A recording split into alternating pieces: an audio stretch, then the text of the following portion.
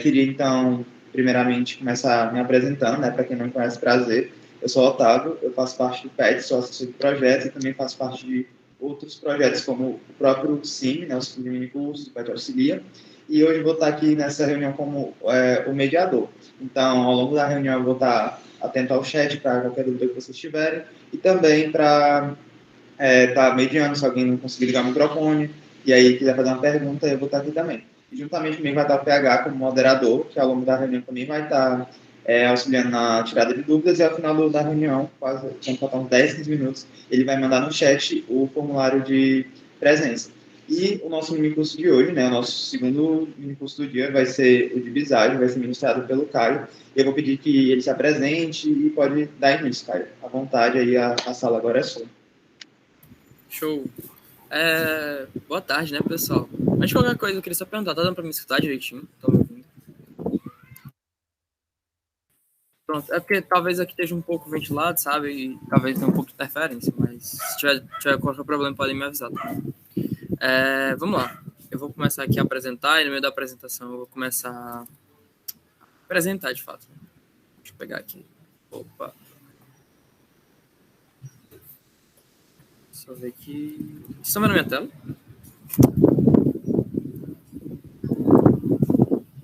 Dá pra ver. Show. Vamos lá. Eu vou falar um pouco hoje, né, sobre processos e visagem, né? Então vai ser um pouquinho dos dois, tá? E aí, antes de começar, né, eu vou só falar um pouco sobre mim, né, antes de começar o curso. Atualmente tenho 20 anos, né? Sou pós-júnior da Proativa Júnior, atuei no ramo de consultoria, participei de vários projetos voltados à gestão da qualidade, né? Que é a parte mais geral e dentro dela inclui processos, né? Então a gente estuda o processo dentro dela. A gente não chega a estudar a visagem em si, né, que é uma ferramenta, mas a gente estuda a metodologia de processo, de mapeamento, de análise. Também passei pela PWR Gestão, né, que é a empresa de consultoria empresarial. Então a gente fazia projetos desde financeiro, né, que vocês vão ver lá na frente do curso, até processos, comercial, né, estruturação de planejamento estratégico.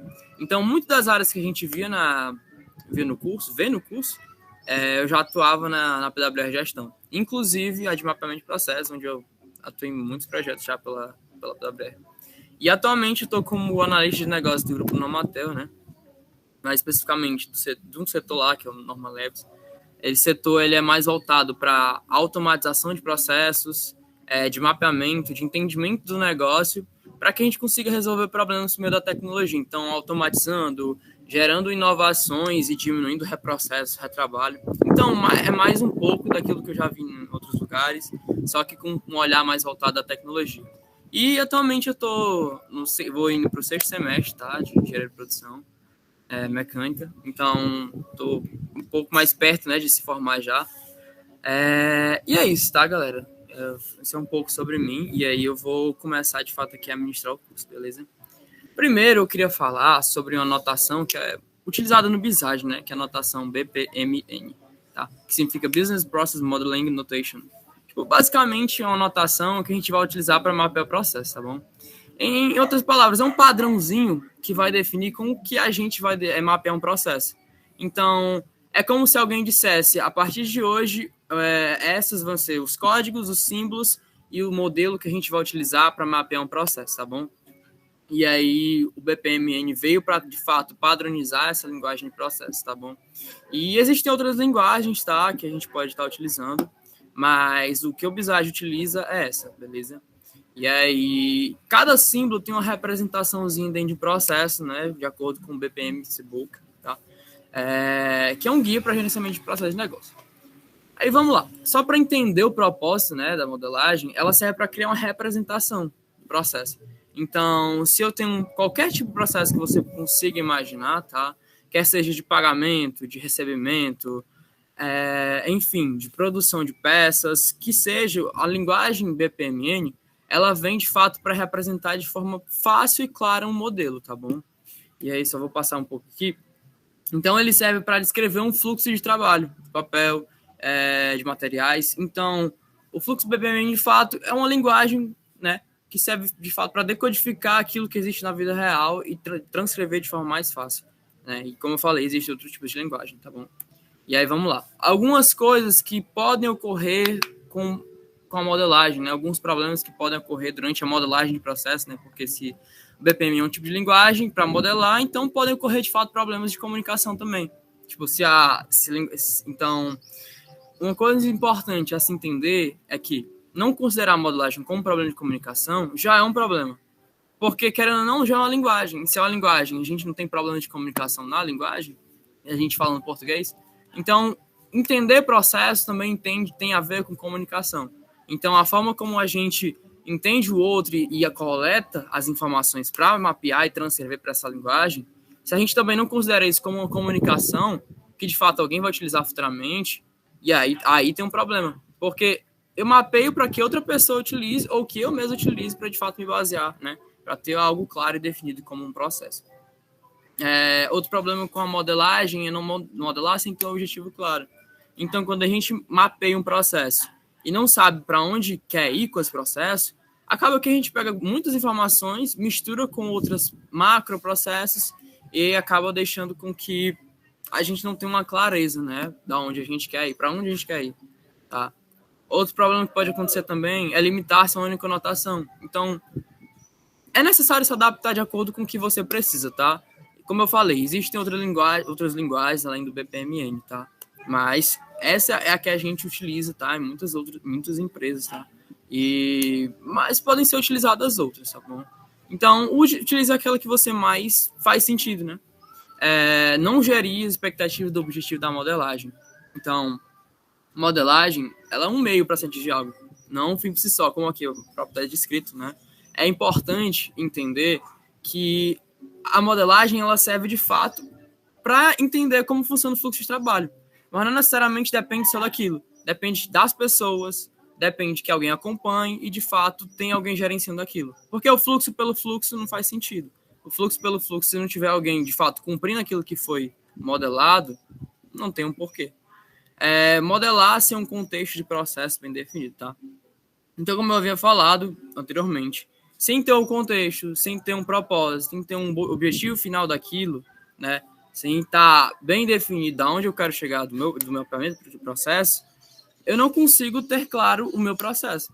Então, muitas vezes eu detalho demais o meu processo, muitas vezes vou para além daquilo que eu precisava. Então, se eu precisava do processo de contas a pagar, eu acabo pegando contas a receber também, tá? É importante saber do contexto, mas é importante também deixar claro o meu objetivo e o meu contexto daquilo que eu preciso na prática. Não identificar e organizar as páginas de modelá-las. Então, é imprescindível, tá? Entender como que funciona o todo, aí essas partes que estão dentro do todo e uma parte específica, tá? Eu vou ser mais claro com isso. Então, quando a gente vai pegar um processo de pagamento de benefício, por exemplo, dentro dele tá em volta outras coisas.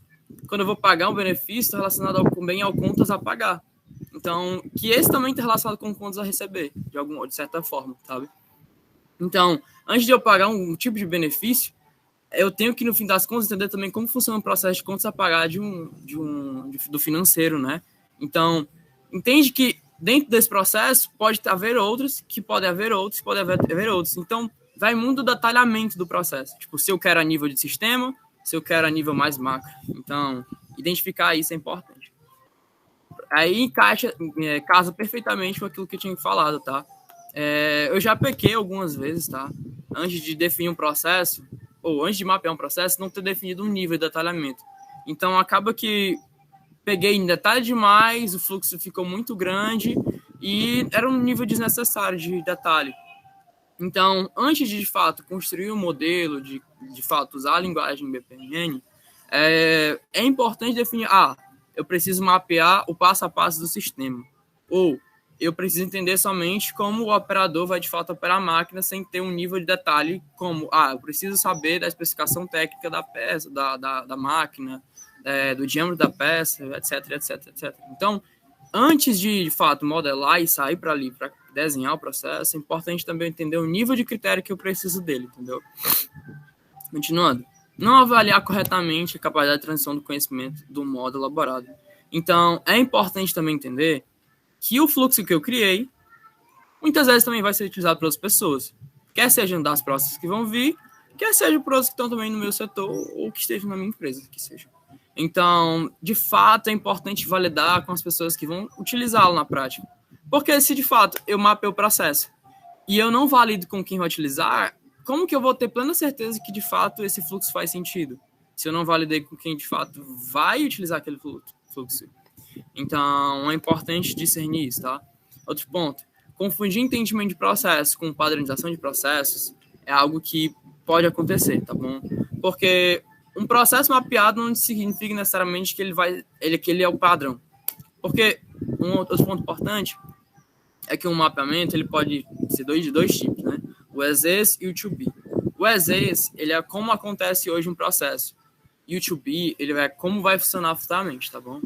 Então, se hoje eu mapeio um processo e eu já tenho uma visão futura de como ele deve funcionar, com melhorias, com novos sistemas implantados, e eu mapeio como ele é hoje, não necessariamente eu vou seguir aquele padrão, porque eu já estou implantando meu processo futuro, já estou mapeando meu processo futuro de como eu quero. E aí ele não vai ser um padrão a ser seguido, porque vai ser mudado, tá bom? Outro ponto, colocar informação de auxílio à execução de processos no procedimento. Então, é importante também inserir no fluxo informações que sejam, de fato, úteis para entender o contexto, para, de fato, saber com que nível de detalhe eu preciso saber, para saber que tipo de informações eu preciso, de fato, conhecer para que eu tenha um contexto e melhor entendimento do meu fluxo. Então, esses são alguns problemas, tá, que eu trouxe com relação na hora de modelar na prática, tá? E aqui segue a importância, né, de desenhar um processo, tá? Para quê? Por quê, né? Assim, o motivo de se ter por trás de um processo, né? Então, vamos lá. Primeiro, galera, se vocês tiverem qualquer dúvida, qualquer coisa que quiserem falar, pode levantar a mão, pode falar, tá bom? Sou tudo aberto a dúvidas, beleza?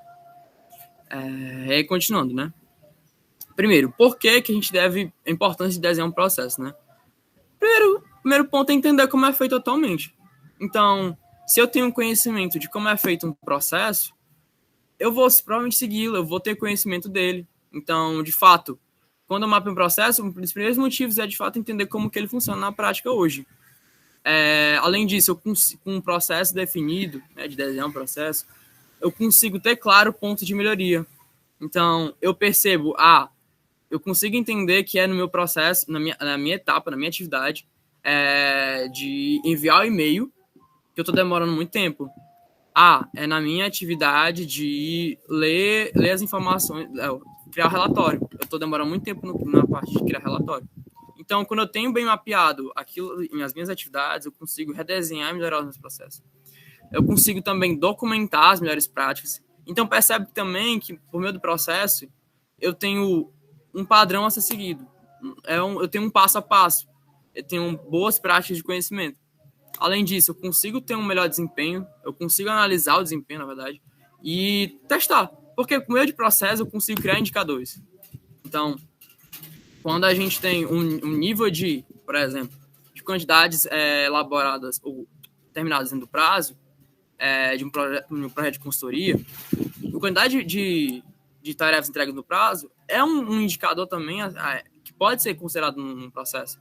Então, percebe que a cada processo eu consigo também levantar indicadores e por isso eu consigo também ter um desempenho, analisar o desempenho.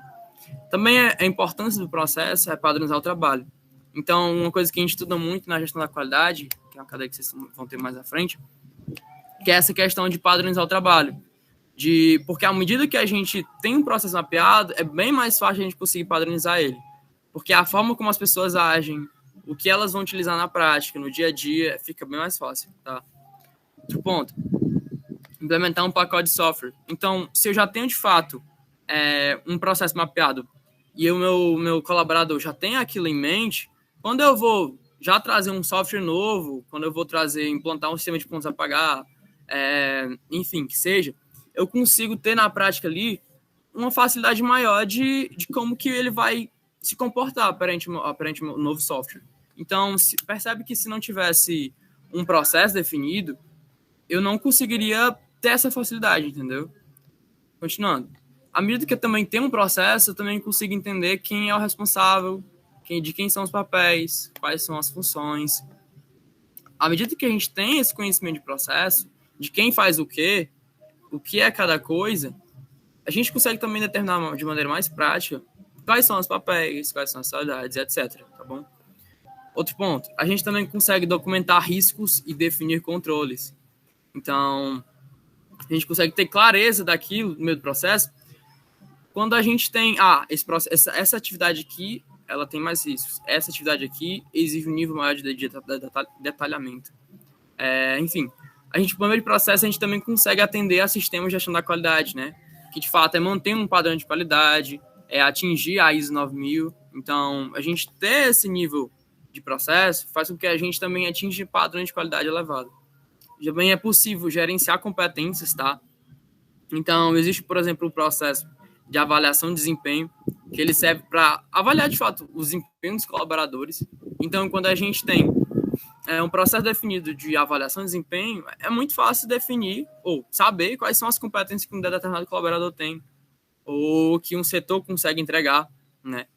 Enfim, também existem os processos de treinamento e capacitação, analisar custo de processo, que percebe que se eu passo tantas horas analisando o relatório, tem o tempo do colaborador ali investido, percebe que o tempo que eu passo no operador usinando a máquina, tem o tempo da máquina, tem o tempo do colaborador, tem o material gasto. Então, além de ter algo padronizado, por meio dos processos, eu consigo ter, de fato, os custos de cada atividade, né? Que é o custo ABC, que vocês vão ver também mais na frente, que é o custo, quanto vale, né, digamos assim, por quanto custo tem em cada processo, em cada atividade, né? Show? E aqui são algumas estratégias, tá? Que a gente tem para coletar os dados durante o processo, né? Então, é muito importante ter uma estratégia e saber quando utilizá-la, tá? Então, quando a gente entende, eu preciso somente de uma pessoa para obter informação, o ideal seria que siga a coleta individual, tá? Então, aqui são algumas modalidades que eu vou falar um pouco. Primeiro, entrevista coleta individual, tá? São utilizadas as entrevistas tradicionais, né? Tipo, você fica frente a frente com a pessoa, você fala direto com ela, e você pode fazer o mapeamento por meio direto na ferramenta, né? No Visage, ou com post-it, só que eu não recomendo tanto. Mas eu já fiz uma vez, só que demora bastante, porque de fato você pegar os post-itzinhos, tá? Anotar eles na mão e fazer um fluxo. Não acho tão legal, porque demora bastante, mas é bem interessante, tipo, quando você tem um tempo livre, assim. E os benefícios, né, tipo, dessa coleta individual, de você frente a frente com o colaborador, você tem um nível de detalhamento bem alto e a interlocução é direta, né, tipo, você tá frente a frente ali, então é bem fácil de você tirar as dúvidas, de você ser bem transparente, tá, e não tem interferência externa. As condições de riscos que existem quando você tem uma coleta individual, tá? Você tem um alto esforço do entrevistador na coleta e consolidação. Então é muito importante... Opa, alguém quer falar? Enfim, você tem um alto esforço do entrevistador na coleta e na consolidação. Por quê? Porque você tem que estar o tempo todo ali prestando atenção. Você vai ter que estar focado. E para você perder um detalhe é muito fácil. E também é um pouco difícil de você falar com a pessoa e anotar ao mesmo tempo e pegar todos os detalhes. Eu mesmo tenho um pouco de dificuldade, tá? Tipo, de fato, coletar tudo, anotar tudo e ao mesmo tempo prestar atenção na pessoa. Então, não é algo tão simples, tá? Mas com o tempo você vai pegando o jeito. Então, essa coleta individual é uma das mais comuns que existem. E ela pode ser feita até mesmo por meio de entrevista online, né? Então, com Google Meet, um Teams da vida, que seja. Coleta em grupo, né? Pode ser feito por entrevista em grupo ou por meio de workshop com post-it também, que é a mesma coisa do primeiro, só que com post-it, mas também não demora bastante, tá? Aí, beleza. Vamos lá. Os benefícios, né, tipo, de entrevista em grupo, né, de coleta em grupo. O interessante é que quando você faz isso, você tem confronto de visões diferentes, tá? Então, quando você tem várias pessoas reunidas para mapear um processo, você tem várias perspectivas diferentes. Então, porque cada um tem a sua visão da coisa, né? Então, quando você tem várias pessoas unidas ali para um propósito, elas conseguem trazer mais riqueza de detalhes pro processo, né? Então, uma das principais condições de riscos e dificuldades, né, tipo, é de fato mediar todas as pessoas para que elas não se percam, não devaneiem, não fujam do foco, né? Enfim, continuando. Coleta em loco, que isso aqui eu já fiz bastante, tá? Eu já trabalhei, atuei num projeto, tipo, numa indústria de transformação metálica, e lá eu ficava, literalmente, contando o tempo da produção das peças. Então eu vi o processo sendo feito na prática. O bom dessa prática, né, é que você tem a autoconfiança de como funciona, né, o processo, autoconfiança nos dados que foram coletados, você tem uma memória mais fácil, né, uma memória fotográfica do processo, porque você viu ali no dia a dia. Então, essa coleta em loco, né, ela é muito boa porque você consegue ter total clareza de como ela funciona e a confiabilidade dos dados, né, do processo em si. Um risco, né, de fato, que se tem ao fazer essa coleta é uma possível influência não positiva entre os profissionais. Então, o que é isso, né? De fato, quando você está lá e você vai e pode acabar influenciando o operador lhe influenciar a fazer um pouco diferente o processo. Isso quando não tem um processo bem claro e definido, né? Então, é possível com que você só apresentando lá, eles agem de uma forma diferente, né?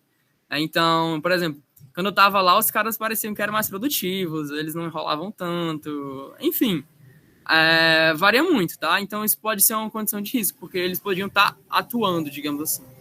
E outro ponto também é um alto tempo investido, né, do observador. Então, quando eu tô lá no dia a dia, tipo, ali mapeando o processo junto ao operador, eu demorava muito. Então, tipo, além do tempo de eu estar ali presencial com ele, eu tinha também muito tempo investido meu ali, tá bom? Por fim, tem outra estratégia para coleta de dados, que é a documentação. O que é isso? Basicamente, os documentos que já existem. Então, as descrições de cargos, os normativos, os catálogos de serviços, que são, enfim, todo o serviço que a empresa tem, o compilado de informações que existe hoje, para de fato entender como um processo funciona. Então, à medida que eu tenho mais informações, documentos, eu consigo estudar e tem mais detalhamento, eu consigo colocar um processo. Tá? Então, o benefício é ter informações detalhadas sobre os processos disponíveis e a triangulação de dados. Como assim triangulação de dados? O que é isso? Então, a triangulação de dados, ela se dá por meio de várias facetas de conhecimento, né, digamos assim. Então, eu consigo coletar os processos, consigo coletar o conhecimento, ter o conhecimento, por meio de várias perspectivas, né? Então, eu consigo ter indicadores ali mapeados, eu consigo saber como funciona o processo na prática, enfim, eu consigo entender como que são os padrões que a empresa apresenta e as normas que ela tem. Então, a partir dessa documentação, eu consigo perceber como foi documentado, eu consigo entender como foi feito na prática e comparar as coisas. E aí eu tenho uma triangulação, né, digamos assim, eu tenho uma multifaceta de informações, tá? Um ponto importante, uma condição de risco, é que possivelmente nem todas as informações vão estar lá, e também é um tempo alto para estudar. Então, tipo, não é assim rapidinho, papum, que eu estudei. Então, demanda bastante tempo, né, para de fato conseguir estudar tudo isso. Porque, enfim, na empresa tem muitos documentos, muitas coisas para ficar ciente, tá?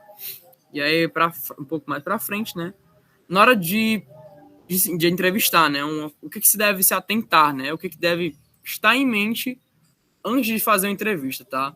Então, esse primeiro ponto aqui é imprescindível, muito importante, tá? Então, e até casando com o que eu tinha falado anteriormente, estude toda a documentação disponível sobre o processo com antecedência.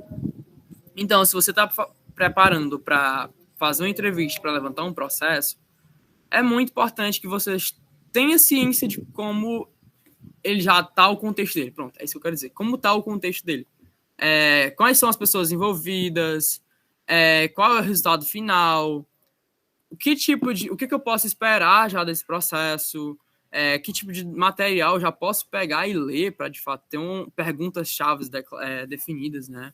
Então, já linkando logo com o ponto 2, né? Preparar um roteiro, né, com palavras-chave, que durante a entrevista já tenha algo definido e, enfim, claro, sabe? Então, à medida que eu tenho isso bem definido, que eu tenho isso claro, um roteirozinho de como eu vou seguir com a minha entrevista, fica bem mais fácil, tá? Outro ponto é identificar o meio mais adequado para realizar as anotações, notebooks, cadernos e etc. Então, por exemplo, Tem vezes que lá no Normatel é bem mais fácil eu utilizar um notebook porque eu reservei uma sala de reunião. Mas tem vezes que eu vou lá em loco e aí é muito complicado eu usar um notebook. Eu podia usar um celular, eu podia usar um caderno, mas o notebook é meio ruim, né? De utilizar ali no dia, no chão de fábrica, digamos assim. Não no chão de fábrica, mas na loja, no caso, né? Enfim. E aí vai muito de você identificar o que mais faz sentido, né? Para você na prática, no momento. Outro ponto, reservar um ambiente adequado para que a entrevista ocorra. Então, nem sempre você vai ter esse ambiente, mas, se possível, reserve, né? Reserva uma sala de reunião, né? Ou se for em loco, não tem jeito, né? Você vai ver ali o processo correndo na hora. Outro ponto, na hora de você estiver frente a frente na entrevista, né? Você vai ter que deixar claro seus objetivos, de fato, ter ciência de que ele deve saber do porquê do processo. Então, por exemplo, o objetivo de eu estar aqui mapeando o processo é fazer com que eu automatize tal tarefa. Então, deixou claro para ele, deixou todo mundo ciente para que não gere uma expectativa, né? Uma grande expectativa sem ele não saber porquê daquilo, né? Então é importante e deixar todo mundo ciente e confortável na hora de você mapear o processo e na hora da entrevista, né? Então, outro ponto, seja claro e objetivo ao perguntar. Então, na hora de você estar perguntando, muitas vezes, já aconteceu comigo também, de ser muito intenso, de ser muito rápido, e a pessoa não conseguir acompanhar o ritmo. Então, é importante saber quando você deve parar, quando você deve acalmar o ritmo, você anotar com calma, você ser claro, você ser objetivo. E aí já linka com o ponto 7, que é ficar atento para não repetir, não ser repetitivo, não perguntar 2 vezes, tá? Então, tentar ser claro e tentar não ser objetivo também estão muito ligados ali. E outro ponto, espera-se que uma entrevista ali no dia a dia, né, na prática, né, tem em média entre 40 minutos a 1h30. Então, pela quantidade de informações que um processo precisa, depende do nível, claro, a ideia é que seja essa, entre 40 a 1h30. E, se necessário, faça outros encontros, né? Porque demora mais de 1h30 mapeando o processo. Se 40 minutos já é algo que você se lota de informações, você fica cansado, então durar mais que esse tempo é algo muito exaustivo. E aí seria necessário marcar novos encontros, tá? E o 9, né, consolide os dados em fluxo quanto antes. As anotações estarão feitas na memória. O que é isso? É muito óbvio, né? Tipo assim, você acabou de coletar todas as informações, você acabou de anotar tudo. Então, o mais rápido possível, vá lá e construa o fluxo e vá lá e bote ele na prática. Porque senão é muito fácil esquecer. Essas informações são muito fáceis de cair no esquecimento, ainda mais quando você deixa passar o tempo. Então, quanto mais cedo possível você acabou de coletar e você logo em seguida mapear, é bem melhor, porque aí você já tem bem mais claro as coisas na cabeça, você já tem bem mais frescas na memória. E aí você colocar lá no modelo, tá? E esse ponto 10 aqui acaba que tá duplicado, tá? Eu peço perdão, mas enfim, continuando aqui. Dicas e regras para o uso do Visage. Vamos lá. Agora eu vou falar um pouquinho mais sobre a linguagem em si, saindo um pouquinho mais da parte de processos, e eu quero falar um pouco, né, sobre os elementos do Visage e etc, tá? Primeiro, sobre o fluxo, tá? Tem alguns elementos de evento que dão start, né? Que dão início ou que dão fim a um determinado evento. Então, aquilo que dá evento inicial, que dá o start inicial, por exemplo, produzir uma pizza. Para eu produzir uma pizza, alguém teve que ligar para a pizzaria e esse foi o start inicial, tá? Então, evento intermediário é aquele que está entre o início e outra, não necessariamente entre o início, mas entre uma atividade e outra, tá? E pode ser entre o início e outra atividade. Mas o evento intermediário, por exemplo, seria esperar o tempo de produção da pizza. Então, é um evento que está relacionado ao tempo e que depende exclusivamente da pizzaria, depende do tempo deles. Então, é um evento que está bem no meio. E, por fim, o evento final, que é, de fato, entregar a pizza, por exemplo, né, nesse processo que eu citei agora. Então, esses 3 fluxos, né, ou esses 3 elementos, evento inicial, evento intermediário, evento final, eles têm essa linha, tá? Eles servem para isso. Tarefa, né? As tarefas, elas são, de fato, para definir uma atividade. Então, se eu tenho o start inicial, que é ligar para a pizzaria, aí em seguida a atividade seria anotar pedido. Em seguida, falar para o pizzaiolo. Em seguida, o pizzaiolo vai começar a produzir a massa, que seja, etc, etc. E aí eu vou falar um pouco mais à frente sobre os tipos de atividade que existem dentro do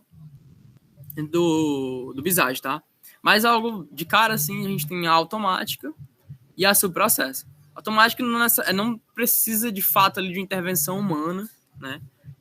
E o subprocesso é que tem um processo dentro de um processo, e esse processo está dentro do processo, ele está de uma forma mais macro, para que fique mais legível, né, digamos assim, para que fique mais fácil de entender.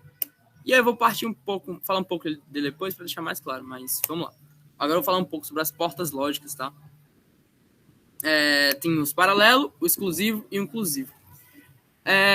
Tem outros também, mas vamos lá. Porta lógica serve basicamente o quê? Para definir caminhos, ramificações. Então, são sequências que eu posso ter de sim ou de não, de ir ou de não ir. Então, eu vou ou não vou? Eu compro ou não compro? Enfim, servem esses símbolos, né, para que eu consiga tomar uma decisão. Então, o gateway paralelo, ele serve, é um gateway que 2 eventos acontecem ao mesmo tempo. O gateway exclusivo, ele ou é um ou é outro. Por exemplo, ou eu compro compro uma pizza de bolonhesa, ou eu compro uma pizza de carne do sol. Não é um exemplo, tá? Mas percebe que ou é um ou é outro. Ou eu poderia comprar uma pizza de bolonhesa e uma pizza de carne do sol. E o inclusive, ele está relacionado com o que podem acontecer ao mesmo tempo.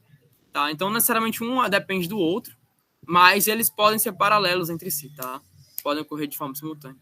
E aí a gente tem os conectores, tá? Que servem para ligar as atividades, os eventos, as portas lógicas, e etc, etc. Tá, o fluxo de sequência, ele vai ligar as atividades, tá? Que são essas caixinhas aqui. O fluxo de mensagem, ele vai ligar piscinas. O que são as piscinas? Tá vendo aqui embaixo, né? Tem uns retângulozinhos.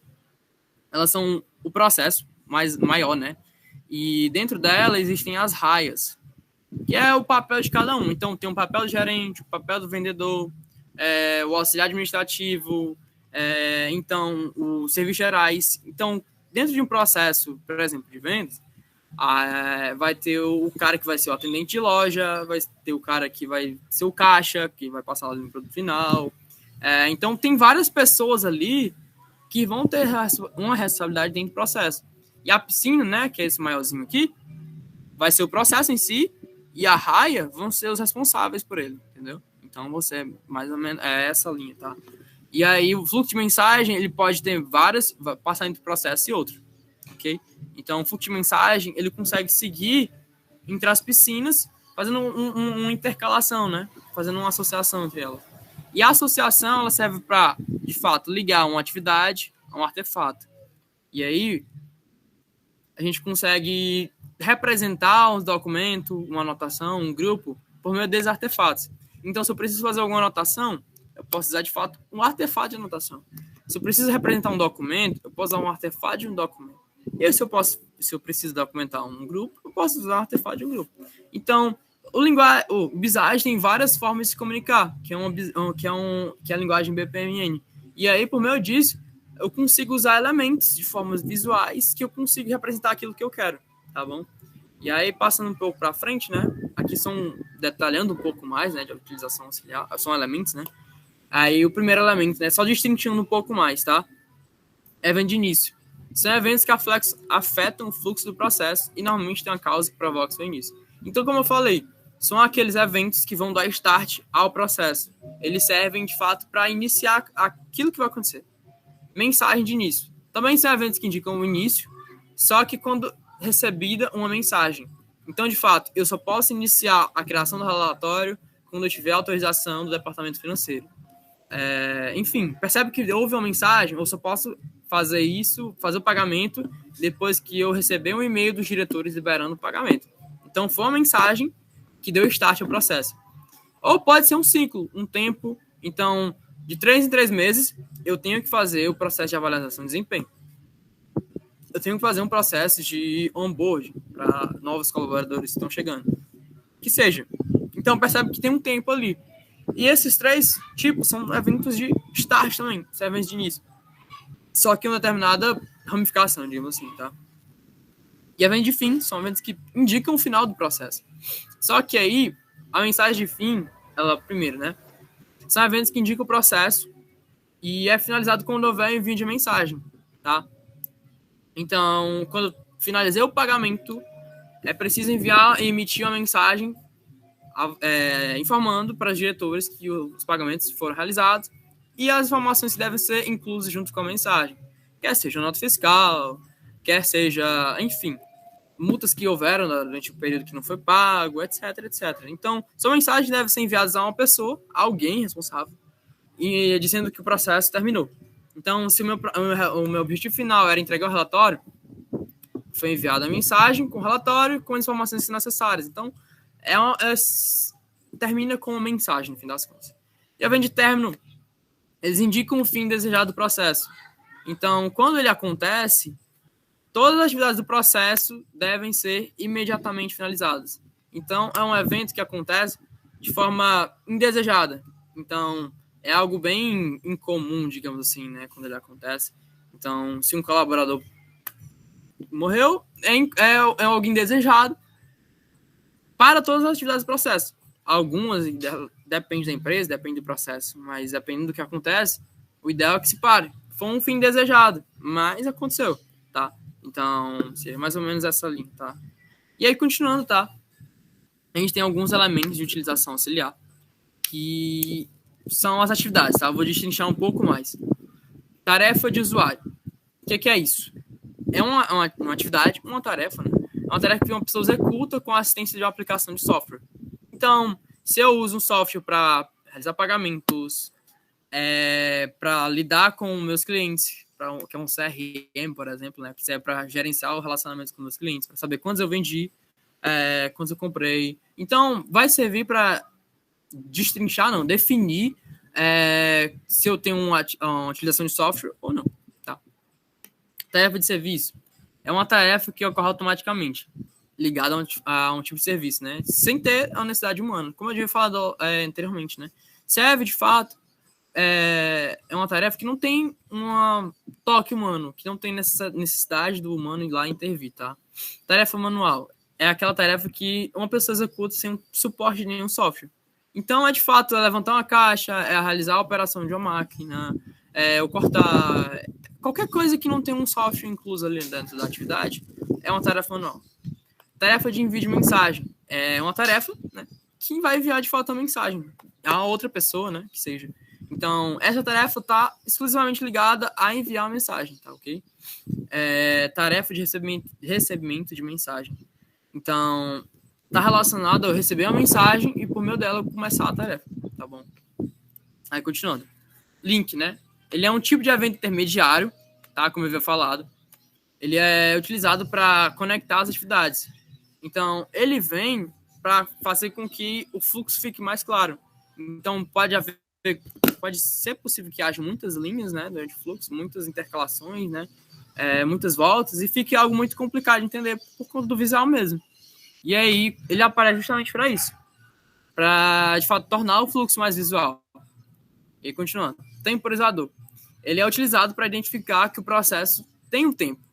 Eu tenho que esperar o tempo da pizza ser processada, ser feita, né? Então, tem um tempo ali para que as coisas aconteçam. E ele tá entre as atividades, né? Tá entre o início e ali o fim. Então, é um evento que está no meio das coisas. E a regra ou condicional? O que é isso, né? Também é um evento intermediário que vai só identificar, né? Que ele deve aguardar uma condição aconteça. Então, eu só posso iniciar um processo se eu receber o relatório, porque eu só vou conseguir tomar a decisão por meio do relatório. Ou eu só posso iniciar as minhas atividades depois que tiver a agenda da semana, com todas as minhas atividades. Então, percebe que tem uma condição, eu só posso iniciar se eu tiver tal coisa, se eu falar com tal pessoa. Então, tem uma condição ali no meio para, de fato, que as coisas fluam, tá? Aí, aqui eu vou dar alguns exemplos, né, de como que a gente pode e não pode seguir um processo, né? Como a gente pode mapear e como não pode mapear. Aqui é uma cara, digamos assim, do Visage, né? Tipo, de um diagramazinho, né, do Visage. E como que ele pode ser interpretado, tá? Vamos lá. Primeiro ponto aqui que eu destaquei, né, em azul, é esse aqui, ó. Criar a identificação, né, das atividades, ajuda a identificar em algum outro controle. Isso aqui é legal, tá? De fato, tem um nível, tipo, de detalhamento, de identificação, mas não é necessariamente obrigatório ter isso, tá? Outro ponto. Não preciso voltar cruzando setas utilizando o evento link. Então, percebe que aqui, ó, aquele link que eu tinha falado, ele veio para cá e não tive que dar essa volta todinha aqui, para cá e aqui. Então, justamente para isso que serve aquele link, tá? Para impedir que o fluxo fique, digamos, feio, literalmente, né? Fique pouco visual. Aí, outro ponto importante que eu falei anteriormente, utilizar a caixa de anotações para complementar informações sobre a atividade. Então, quando eu tenho algum ponto importante para falar, né? Alguma informação útil e prática, é importante que seja anotado não na atividade em si, mas no bloco de anotações dentro do processo, dentro do Visage, quer dizer. Aí, por exemplo, aqui, ó, tem bem definido o que eu preciso saber de uma atividade, tá? Uma observação, que seja. Continuando. Aqui, ó, azulzinho. O subprocesso, né? Pode ser uma alternativa de fugir de utilização de piscinas para demonstração aos processos, aos clientes, processos mais simples. Então, o que é isso? É quando eu tenho um processo, só que é um processo muito longo. Eu ia delongar muito tempo explicando algo e eu posso deixar ele mais simples por meio da caixinha do subprocesso, que é o quê? É um processo dentro de um processo.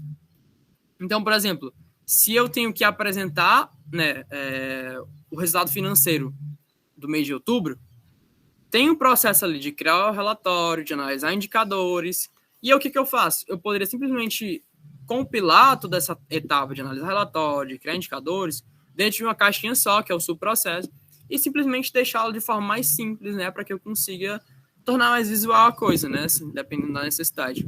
Enfim. Aí, outro ponto. Pode-se usar uma abertura e fechamento de gateway para ajudar a organizar os fluxos. Então, é possível que eu tenha duas saídas aqui dos gateways, né? Tipo, eu posso entrar e posso sair. Conforme a minha necessidade, né? Tipo, ele foi por aqui, foi por esse caminho, e etc. Outro ponto. Eventos intermediários ajudam a identificar o tempo de um ciclo de processo. Então, aqui no exemplo, ó, tá até o 5º dia útil, né? Então, tipo, tem que esperar 5 dias para que eu... o prazo máximo é de 5 dias para que eu consiga realizar uma atividade. Então, o tempo foi bem definido e claro. E deixou claro que eu, tipo, tinha um intermediário ali para, de fato, concluir minhas atividades. Então, são tudo aquilo que eu falei aqui destrinchados, né, dado como exemplos na prática, tá? Aí, continuando, né? Aqui são, digamos, padrões, né, que ficam melhor, como você deve mapear um processo, os elementos, na verdade, de como você deve padronizar eles, tá?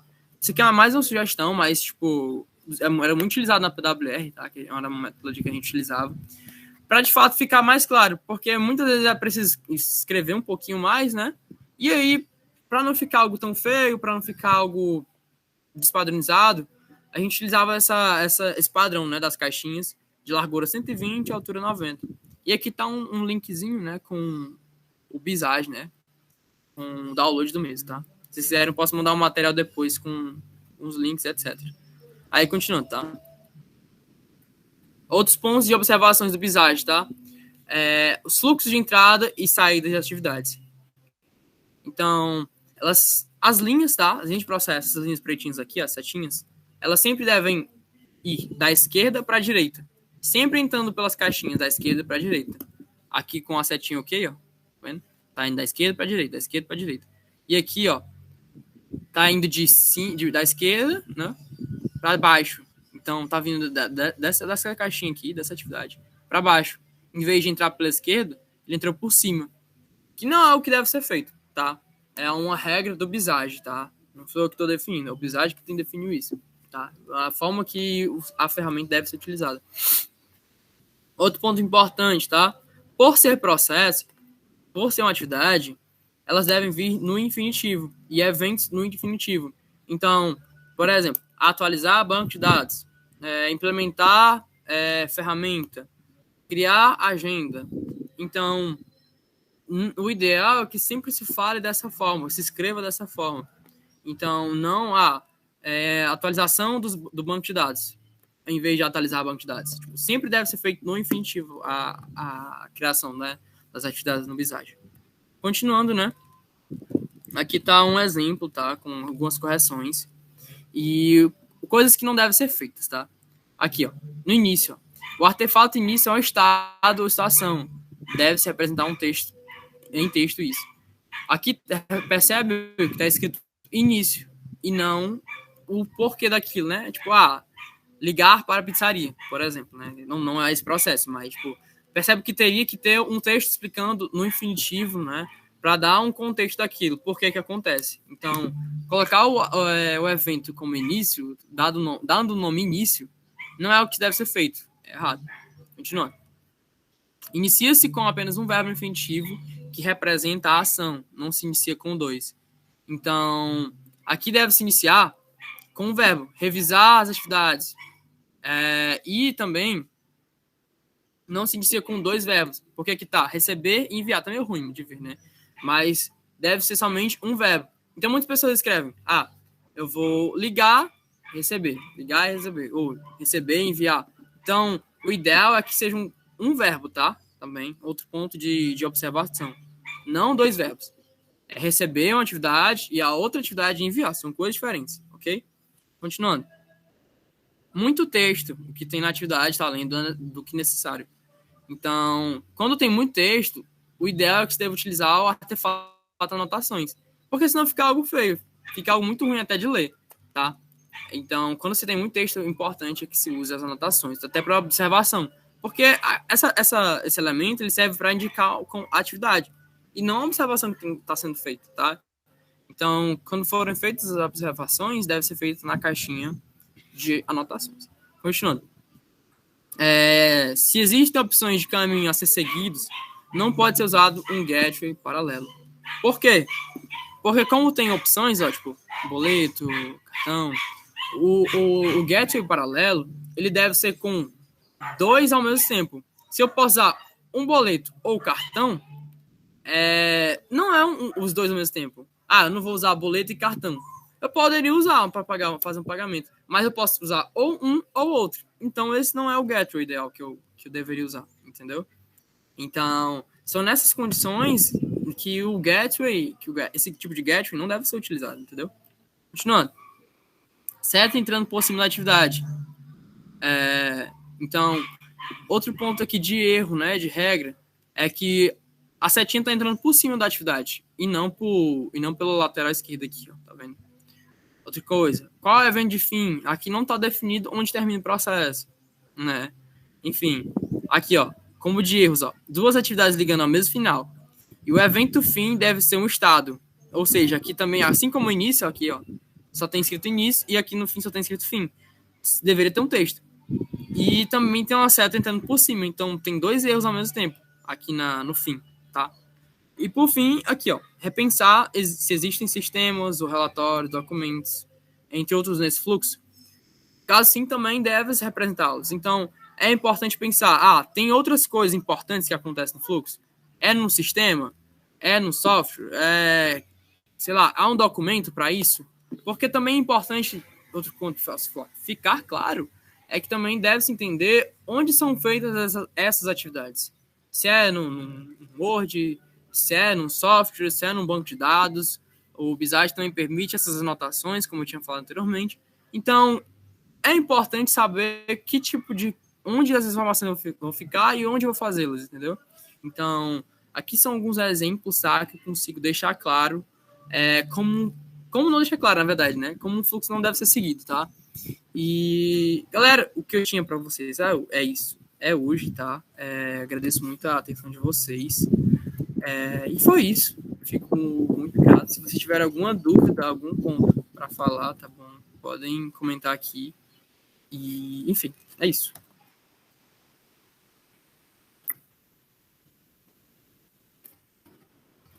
Amigo, tu tem como dar dica pra galera? Como é? Tem como dar um exemplo prático pra galera aí?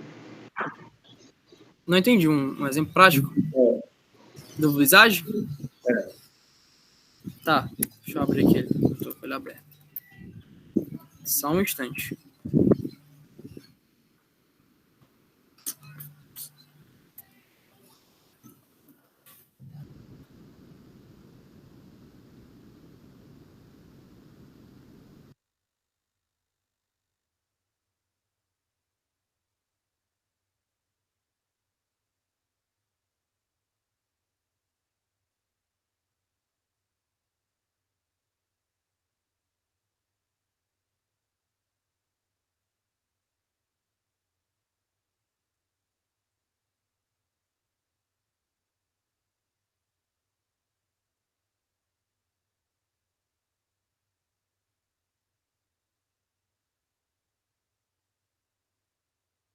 conectei.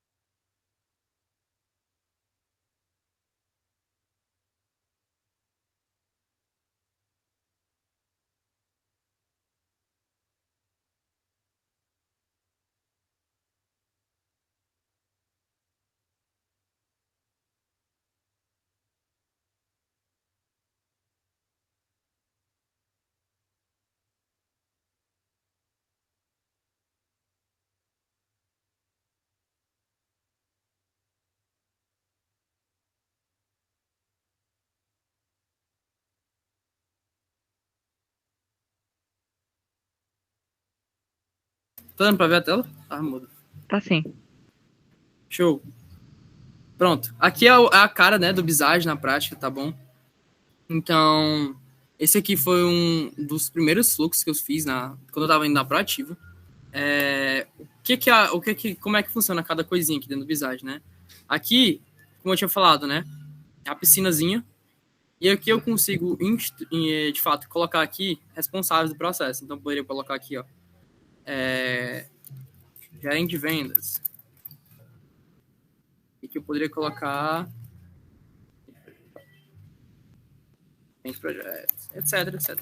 Então, aqui no Visage eu tenho as representações que eu havia falado, tá? Tem o fluxozinho, né? Tem as atividades do fluxo, tem o evento de início. E eu vou falar um pouco aqui de como é esse processo, tá? De construção de casa. Opa, alguém levanta a mão. Tem algo... Não, tipo assim, varia muito, sabe? Tipo assim, não, ainda mais porque tipo, existem vários processos a serem mapeados, tá? Então, não é algo assim, existe um padrão. Pelo se eu entendi, foi isso mesmo, né? Tipo, se tem algo que eu sempre reparo, se tem uma coisa que é comum, né, na hora de coletar. Mas não. Tipo assim, sempre tem algo novo, entendeu? Ainda mais dependendo da área. Então, dependendo da área, é algo que pode variar muito, tá bom? Então, é algo que eu consigo muito... Não tem um padrão bem definido. Então, percebe que mapear um processo de uma clínica e mapear um processo de empresa de construção civil são coisas totalmente diferentes. Então, ainda mais depende do tipo de processo, porque pode ser pagamento de benefícios do financeiro, ou, sei lá, atendimento ao cliente de uma clínica. Então, são coisas totalmente diferentes. Então, sempre tem nuances, mas não é um padrão, assim, não existe um padrão quando você está mapeando, tá? Aí eu vou falar um pouquinho desse fluxo aqui, tá? Aqui foi um fluxo que eu mapeei bem no início, assim, da minha carreira de processo, digamos assim. E foi o fluxograma de construção de casa, tá? De uma empresa. Então, da forma como eles faziam, inclusive tem bastante erros aqui, tá? Foi um dos primeiros fluxogramas. Aqui, ó, compra de loteamento, já comecei errado, era para ter que comprar um loteamento, né? E aí ele pode seguir esses dois caminhos, tá?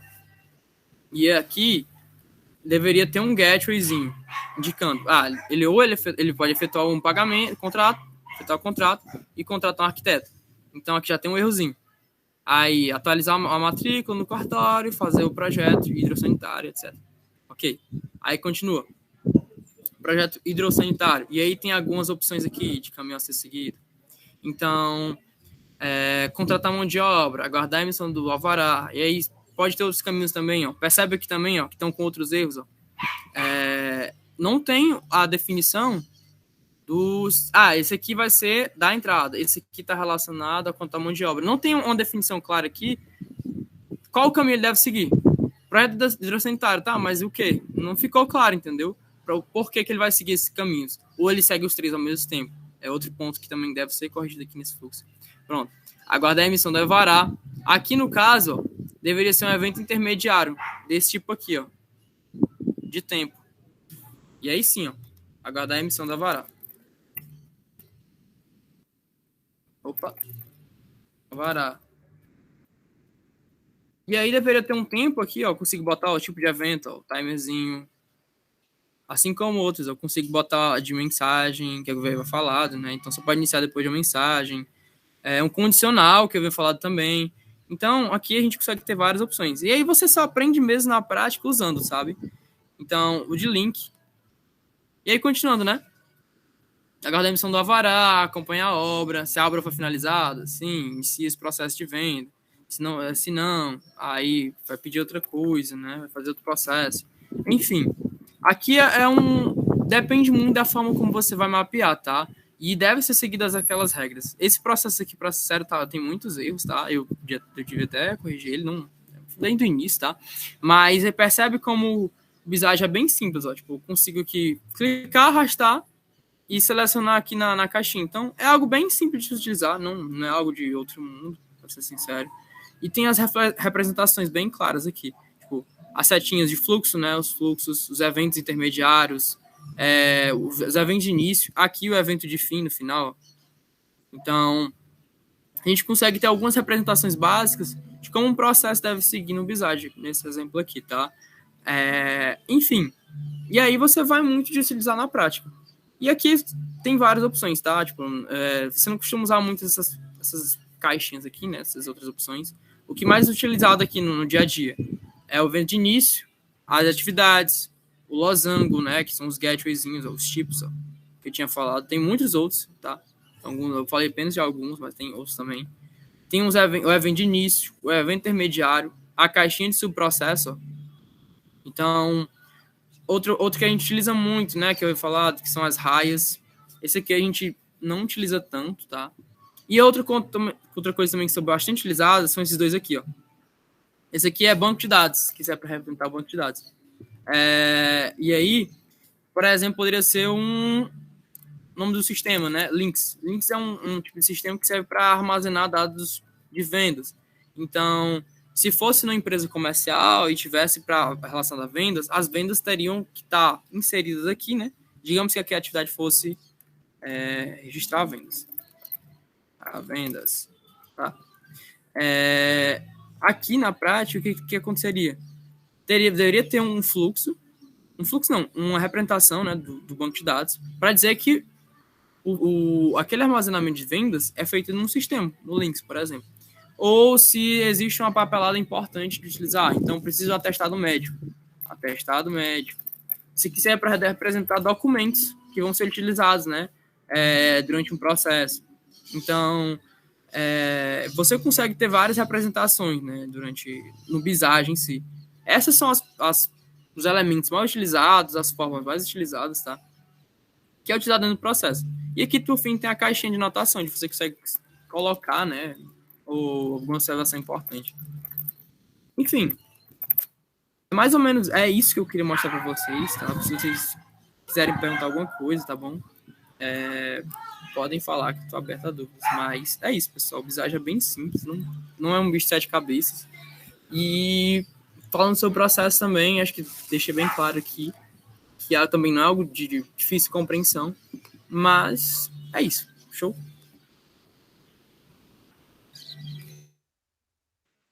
Show, Caio. Enquanto o pessoal vai tirando as dúvidas aí, eu também queria fazer uma pergunta primeiramente, mas pode tirar as dúvidas de quem perguntou primeiro, no caso, o André.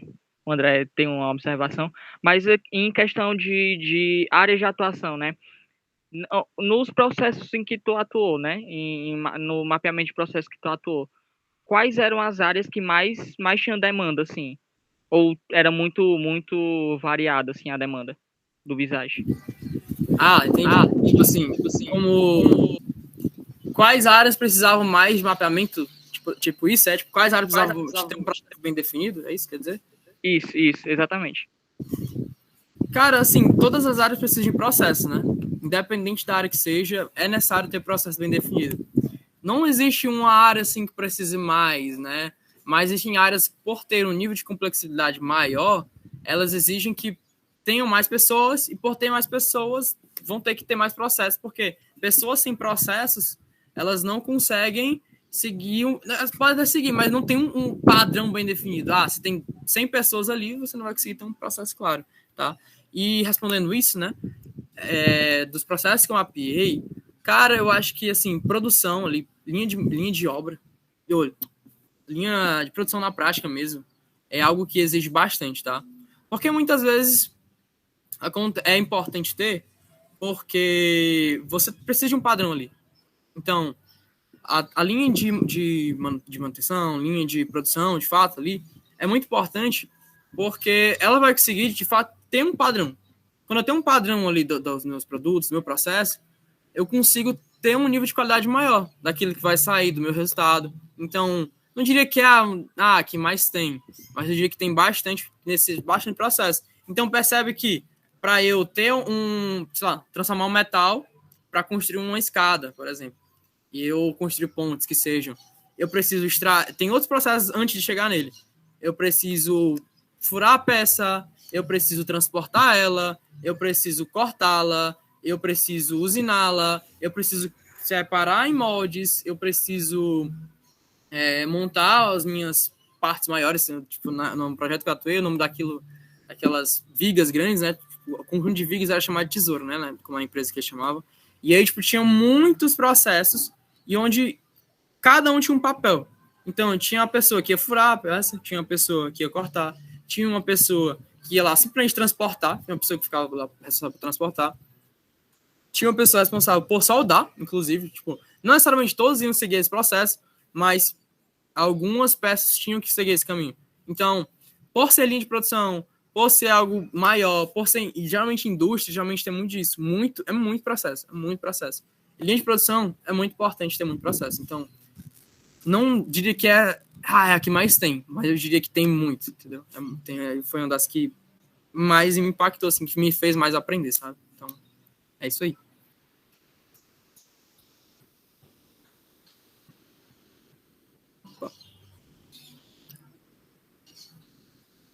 O André perguntou aqui, não foi? Quais foram os processos que você já mapeou, né?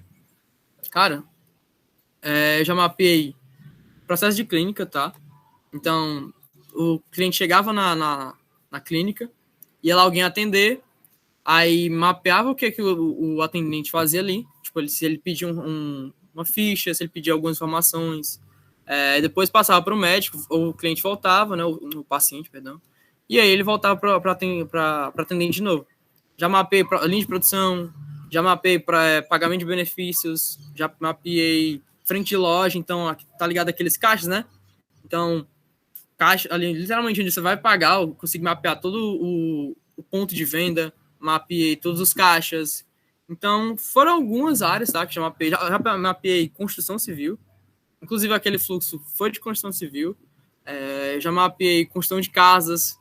Então, foram alguns projetos, tá, que eu já atuei. Já mapeei também projetos em como é que é o nome? Distribuição de energia solar. Então, projetos de implantação de energia solar. Então, aquelas empresas, né, que foram responsáveis por implantar as painéis solares nas casas, também já mapeei o processo delas. Então, foram alguns projetos, alguns ramos, né, tipo, que eu lembrando agora de cabeça, tá? São esses, tá? Tipo, algumas áreas. Então, isso pode variar muito, sabe? Porque, querendo ou não, até você tem seu próprio processo ali. Percebe que você segue um padrãozinho, né? Tipo, digamos assim, no dia a dia. Primeira coisa que eu faço, eu acordo, vou no banheiro, escovo o dente, tomo banho, tomo café, aí me arrumo, tomo café. A gente tem processo até nosso. É algo... Se você não percebeu, a gente tem um processo que a gente faz no dia a dia. A gente tem um conjunto de hábitos que a gente segue. Então, é algo muito disso. Entendeu? Tudo na vida tem um processo. Basta você saber mapeá-lo, entendê-lo, e aí você mudar conforme sua necessidade, sabe? Porque aí uma coisa muito legal é que quando você consegue ter clara a sua rotina, você consegue, de fato, saber onde melhorar, né? Que é o que eu tinha falado anteriormente também. Entendeu? É isso.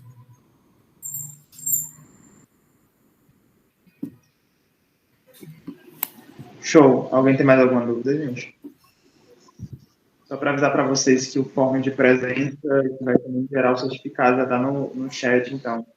Quem, né, puder acessando, por favor.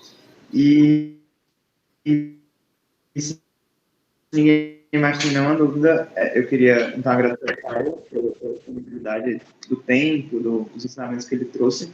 Também agradecer a presença de todo mundo que está aqui, novamente reforçando que vocês preencham formas para receber o certificado. E agradecer realmente pela participação de vocês nesse ciclo de minicurso. Amanhã a gente tem a segunda parte do curso de Excel às 10 horas da manhã. O link também vai ser mandado no grupo. Então, muito obrigado e boa tarde a todo mundo aí. Valeu, Caio.